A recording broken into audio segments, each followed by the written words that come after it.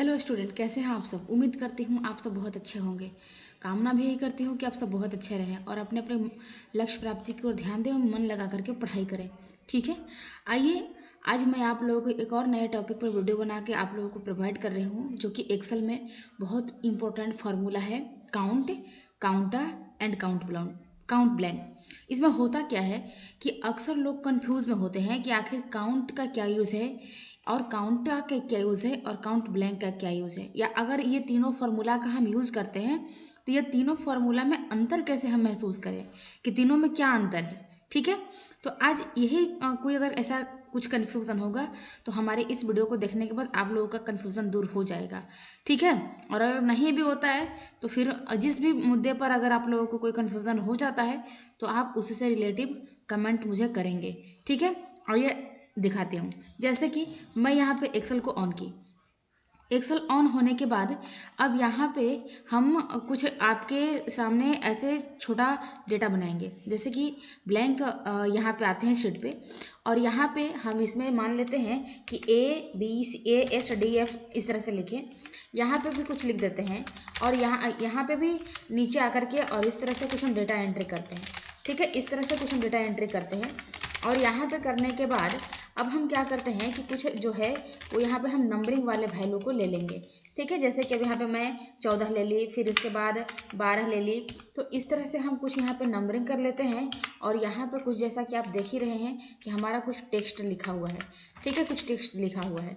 तो अब यहाँ पे हमारा होगा क्या कि आइए हम देखते हैं कि हमारा काउंटा और काउंट ब्लैंक का या काउंट का क्या यूज़ होता है। अब जैसा कि मान लेते हैं कि आपके पास कोई बड़ा सा डेटा होगा, फिलहाल मैं तो छोटे डेटा पे समझा रही हूँ, आप लोग बड़े वाले डेटा पे फॉलो करके देखेंगे। तो जैसा कि यहाँ पे मैं कुछ छोटा सा डेटा बनाई हूँ और यहाँ पे वो कुछ लिख रखे हैं हम। अब मान लेते हैं कि बोला गया कि ये जो डेटा है वो आपका कितने सेलों में डेटा बना हुआ है। तो अब हम यहाँ पे फॉर्मूला लगाएंगे, जैसे बराबर काउंट COUNT। अब जैसे ही काउंट लिखते हैं तो यहाँ पे काउंट आ जाता है, तो इस पर हम क्लिक करते हैं। ठीक है, इस पर डबल क्लिक करेंगे और इसके बाद यहाँ पे जितना भी हमारा डेटा है वो सिलेक्ट करके और ब्रैकेट क्लोज करके इंटर प्रेस कर देंगे। अब यहाँ पे होगा क्या कि जैसे ही हम देखिए यहाँ पे काउंट फार्मूला लगाए तो डेटा तो हमने पूरे को सिलेक्ट किया, लेकिन आंसर हमारा कितना दिया, मात्र 3। तो जैसा कि देख सकते हैं कि जिस भी सेल में यदि नंबरिंग वाले वैल्यू को लिखा हुआ है बस उसी को काउंट किया। ठीक है, और जो भी हमारे सेल में टेक्स्ट लिखा हुआ है उसको छोड़ दिया। अब यहाँ पे देखिएगा, अब मैं फार्मूला लगाती हूँ काउंटा का, जैसे बराबर और काउंटा। ठीक है, नीचे देख रहे हैं काउंटा आ गया। अब इस पर डबल क्लिक करके और डेटा को यहाँ से सिलेक्ट करेंगे। अब जैसे ही डेटा को सिलेक्ट किए और अब ब्रैकेट क्लोज करके जब इंटर प्रेस करते हैं तब यहाँ पे हमारा 14 आंसर आता है। जैसे कि आप गिनिए 1 2 3 4 5 6 7 8 9 10 11 12 और ये 13 14 सब मिला करके और हमारा 13 हो गया। जैसे आप फिर से आप गिन सकते हैं 1 2 3 4 5 6 7 और जैसा कि 7 इधर हो गया तो 7 दूना 14। तो अब यहाँ पे 14 आंसर आया। यानी कहने का मतलब है कि जो हमारा काउंटर फार्मूला होता है वो नंबरिंग वाले सेल हो या टेक्स्ट वाला सेल हो सभी को काउंट करता है, चाहे आपके सेल में टेक्स्ट वाले डेटा एंट्री किया गया हो या नंबरिंग वाले डेटा एंट्री किया गया हो, वो दोनों को काउंट करता है। ठीक है, लेकिन काउंट जो फार्मूला होता है वो आपके सेल में जितने भी सेल में आपके डेटा एंट्री किया गया है उसमें केवल नंबर वाले ही वैल्यू वाले जो सेल हैं उसी को काउंट करता है। अब जैसे कि यहाँ पे हमारा होता है काउंट ब्लैंक, तो अब मैं यहाँ पे फॉर्मूला लगाती हूँ बराबर काउंट ब्लैंक। ठीक है, अब जैसा कि देख रहे हैं यहाँ पे कि काउंट ब्लैंक आ गया, इस पर डबल क्लिक करके और डेटा को सिलेक्ट करके और ब्रैकेट क्लोज करके इंटर प्रेस करते हैं, तब यहाँ पे 0 आया।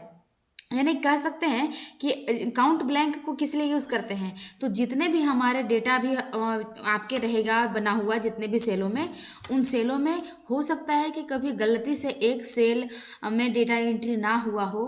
ठीक है, या हमारे कितने सेलों में डेटा एंट्री करने के दौरान अगर कोई वैसा सेल हो जो खाली छूट गया हो, उसको देखने के लिए हम लोग काउंट ब्लैंक का यूज़ करते हैं।